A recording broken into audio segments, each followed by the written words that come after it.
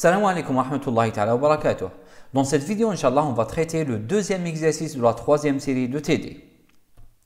Voici l'énoncé.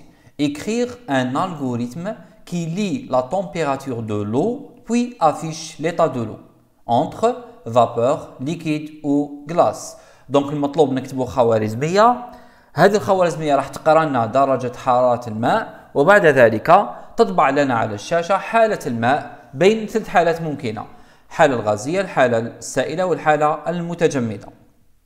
Alors, en lisant l'énoncé, on va commencer par la première étape, spécification du problème, dans laquelle on va essayer de tirer les données et les résultats. Alors, en lisant l'énoncé, on lit le verbe lire. On dit lire la température, c'est-à-dire on va lire la température. Et par conséquent, la température de l'eau, c'est notre donnée. On va l'appeler la variable T, elle est de type réel, parce que la valeur, elle est de type réel. Par la suite, on demande d'afficher l'état de l'eau. Donc, ce qu'on affiche généralement, c'est le résultat. Et par conséquent, le résultat, ce n'est rien d'autre qu'un affichage qui indique l'état de l'eau.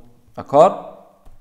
Alors, voici le schéma général de la solution. Comme vous avez vu ici, donc ça ne nécessite aucun calcul à faire. Vous avez une certaine température qu'on va lire et selon la valeur de la température, on va décider de l'état de l'eau. Et par conséquent, on commence par dire la température et par la suite, on affiche l'état de l'eau. Donc, remarquez l'absence de l'étape calcul du résultat. Donc, on va afficher directement le résultat sur l'écran. Alors, passons à l'analyse du problème. Maintenant, comment déduire ou alors déterminer l'état de l'eau en fonction ou là, selon ou là, suivant la valeur de la température? Bien sûr, c'est une culture générale. Bien sûr, on sait tous que l'état de l'eau, il est sous forme glace si la température elle est inférieure ou égale à 0. Il est sous forme vapeur si la température elle est supérieure ou égale à 100. Et il est sous forme liquide lorsque la température elle est entre 0 et 100, tel que 0 et 100 sont non inclus. Alors, à partir de là, on peut déduire l'algorithme correspondant. Donc, c'est clair que je vais nommer l'algorithme état eau. J'utilise une seule variable que je vais appeler T, elle est de type réel, qui représente la température de l'eau. Et je commence par la lecture de la température de l'eau. Donc, j'affiche un message et je vais lire la valeur dans la variable T.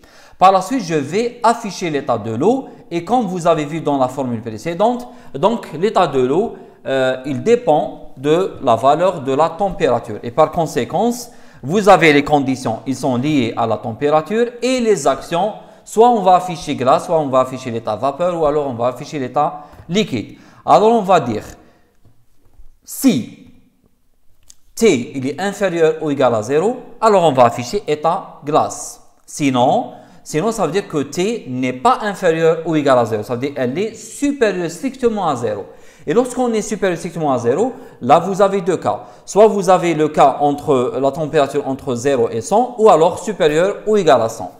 Et je commence par n'importe quel cas. Là, j'ai préféré commencer par le troisième cas, lorsque la température elle est supérieure ou égale à 0. Et dans ce cas, j'affiche l'état vapeur. Et le dernier cas sinon, donc le dernier sinon, faites attention, il indique le fait que la température elle n'est pas inférieure ou égale à 0 et elle n'est pas supérieure ou égale à 100. Donc, si elle n'est pas inférieure à 0 et elle n'est pas supérieure ou égale à 100, ça veut dire qu'elle est entre 0 et 100. Et par conséquent, l'état de l'eau est sous forme liquide. Ou alors l'eau est sous forme liquide. D'accord? Ou dans l'état liquide. Alors remarquez ici que dans le dernier sinon, je n'ai pas mis la condition parce que lorsque vous travaillez avec 6 sinon de façon imbriquée, il y a 6 dakhel sinon par exemple comme ici, vous avez ceci qui se trouve dans ce sinon. Là, à chaque fois que vous mettez sinon, c'est comme si vous faites la négation de la première condition. Donc, le dernier sinon indique la négation du deuxième si, ça veut dire la température n'est pas supérieure ou égale à 100. Et comme je me trouve dans le sinon du grand si qui indique que la température est inférieure ou égale à 0, donc l'inverse c'est lorsque T il est supérieur à 0. Et par conséquent, le dernier sinon, celui-là, indique le fait que la température elle n'est pas inférieure ou égale à 0 et elle n'est pas supérieure ou égale à 100. Donc, elle est certainement entre 0 et 100. Et vous remarquez que je n'ai pas mis la dernière condition T entre 0 et 100. D'accord? Maintenant, ça c'est l'écriture avec 6 sinon de façon imbriquée. Maintenant, si vous voulez utiliser l'autre notation de l'instruction conditionnelle si sinon, vous pouvez utiliser la forme si, sans, sinon. Et vous allez avoir cette solution. Donc, si la température est inférieure ou égale à 0, alors écrire état glace, fin si. Si la température est supérieure ou égale à 100, alors écrire état vapeur, fin si. Et le dernier cas, vous devez mentionner toute la condition et vous allez dire si la température elle est comprise entre 0 et 100, alors on affiche l'état liquide. Fin si. D'accord? Alors j'espère que c'est clair. Passons à autre chose. Alors, je peux écrire l'algorithme précédent sous une autre forme. Donc, on dit شكل آخر للحل. صح. Alors, essayez de voir quelle est la différence entre cette solution, cette deuxième solution, avec la solution précédente. La voici. Donc, si vous allez comparer entre les deux solutions, vous allez certainement remarquer que j'ai ajouté une nouvelle variable que j'ai appelée E, qui est de type chaîne de caractères. Et remarquez dans notre solution, à chaque fois, lorsque je teste la valeur de la température, je ne vais pas afficher, mais je vais affecter une certaine valeur à la variable E qui est de type chaîne de caractères. Et donc, remarquez ici par exemple, si la température est inférieure ou égale à 0, je ne vais pas afficher glace, mais je vais mettre la valeur glace dans la variable E. Le deuxième cas, lorsque la température est supérieure ou égale à 100, je vais mettre la chaîne vapeur dans la variable E. Et dans le troisième cas, je vais mettre la chaîne liquide dans la variable E. Pareil, lorsque j'utilise la forme si, sans, sinon. Alors, juste après avoir mis une certaine valeur dans la variable E, et n'oubliez pas qu'on doit afficher l'état de l'eau. Et donc, n'oubliez pas aussi que dans la variable E, j'ai mis l'état de l'eau, donc il ne me reste qu'à afficher la valeur de E. Donc, remarquez à la fin, vous avez l'affichage qui permet d'afficher l'état de l'eau. Donc, un petit message qui indique état de point, suivi de la valeur de la variable E. Donc, si E, elle contenait glace, il va afficher état glace. Si E, elle contenait la chaîne vapeur, il va afficher état vapeur. Et si E contenait la chaîne liquide, il va afficher état liquide. D'accord? Donc, ça, c'est juste pour vous montrer que vous avez les deux possibilités pour écrire la solution. Soit vous allez afficher directement le résultat sous forme d'un message contenant une chaîne de caractères, ou alors vous allez affecter le résultat à une variable de type chaîne de caractères et par la suite vous allez afficher la valeur de la variable qui contient la chaîne. Alors, maintenant, j'ai un petit énigme هنايا لغز بسيط. J'ai deux solutions, et la question est quelle est la meilleure solution parmi les deux? D'accord? Ça. Alors, la première solution, c'est la solution qui utilise si sinon de façon imbriquée, le si داخل sinon. La deuxième solution, elle utilise si fancy, si fancy, si fancy. D'accord? Ça. Alors, si vous allez comparer les deux solutions en termes d'écriture, vous allez remarquer que la première solution, la troisième condition, je ne dois pas l'écrire. Par contre, avec la deuxième solution, vous devez écrire les trois conditions qui correspondent aux trois cas. Ça, c'est une différence d'écriture, bien sûr. Maintenant, il y a certains qui pensent que la deuxième solution, elle est plus simple à écrire parce que vous avez si fancy, si fancy, si fancy. Par contre, l'autre, elle contient si, sinon, ensuite si, sinon. Donc, il risque peut-être de se tromper.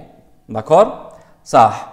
Alors, lorsque j'ai posé la question, d'après vous, quelle est la meilleure solution? Je ne parlais pas de l'écriture, mais je parlais d'autre chose.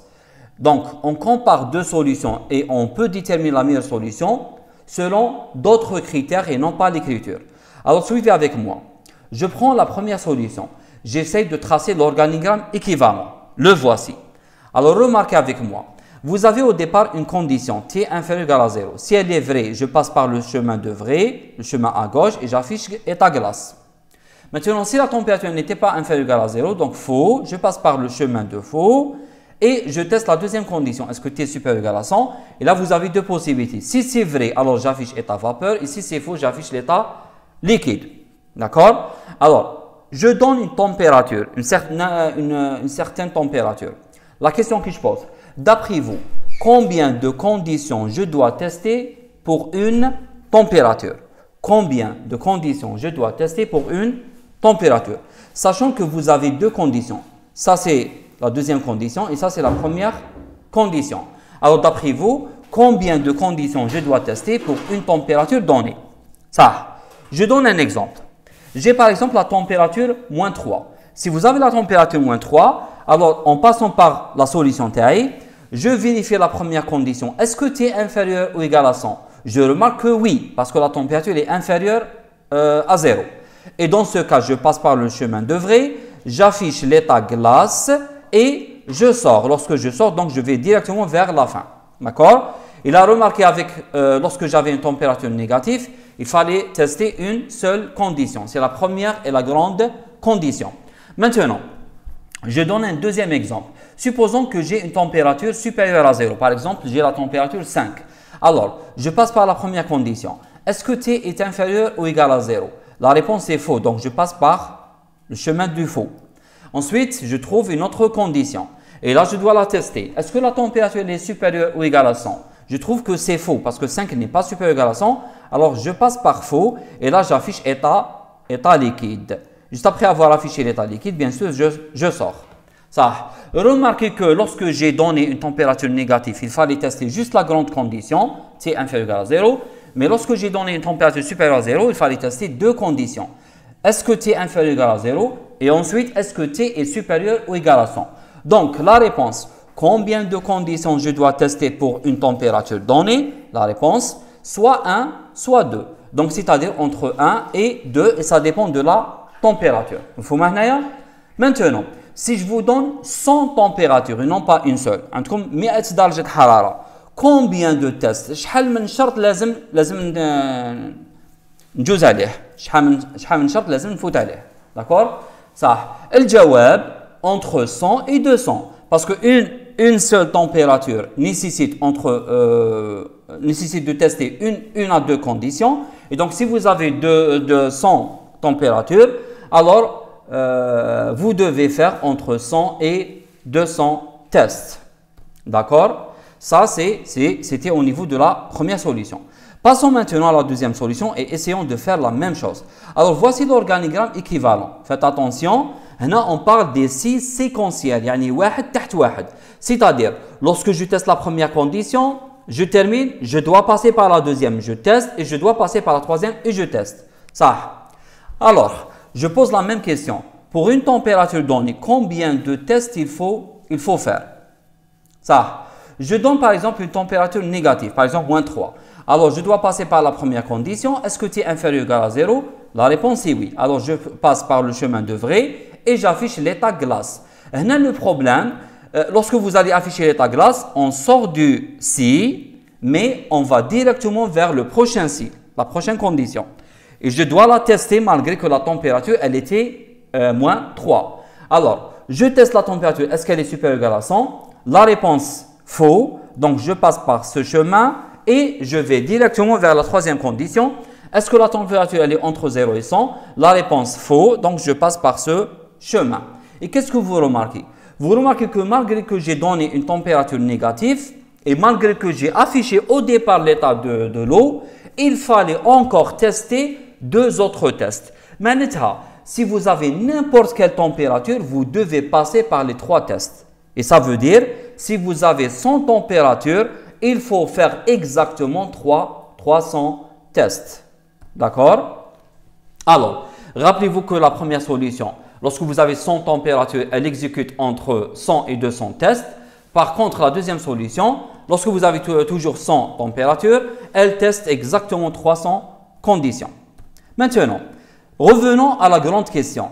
Quelle est la meilleure solution entre les deux? Ça, en comparant entre les deux solutions, on compare par rapport à deux critères principaux. Le premier critère, c'est la taille des variables utilisées. La taille des variables utilisées. Là, par exemple, dans les deux solutions, on a utilisé une seule variable, c'est la variable t. Donc, je peux dire que si je compare les deux solutions par rapport à la taille des variables utilisées, ils sont les mêmes.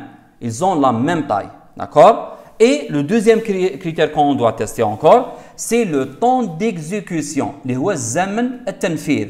زمن التنفيذ. Alors, le temps d'exécution, ça veut dire combien de temps on va faire pour exécuter l'algorithme ou alors pour exécuter le programme. Parce que le but c'est d'écrire ensuite par la suite des programmes qui vont s'exécuter sur l'ordinateur. D'après vous, si vous prenez la première solution et vous avez 100 températures, d'accord, 100 températures, rappelez-vous qu'il fallait tester entre 100 et 200 tests. معناتها je pose la question ou alors la condition, je teste la condition بين 100 و 200 مرة. Par contre, pour la deuxième solution et pour 100 températures également, je dois tester exactement 300 fois les conditions. D'accord? Alors, d'après vous, quelle est la meilleure solution? Wahda, elle teste entre 100 et 200 fois. Elle pose la question entre 100 et 200 fois. Et la deuxième, elle pose exactement 300 questions. Bien sûr, c'est clair que celle qui pose moins de questions, elle est plus rapide. Et donc, ça sera la première solution. Donc, qu'est-ce que j'ai dit ici? Les deux solutions utilisent les mêmes variables. Donc, en termes de taille des variables utilisées, c'est la même chose. Par contre, la première solution, elle est plus rapide par rapport à la deuxième parce qu'elle fait moins de tests par rapport à la deuxième solution. Avec ça, on termine. On se voit, Inch'Allah, la prochaine vidéo. Salam alaikum.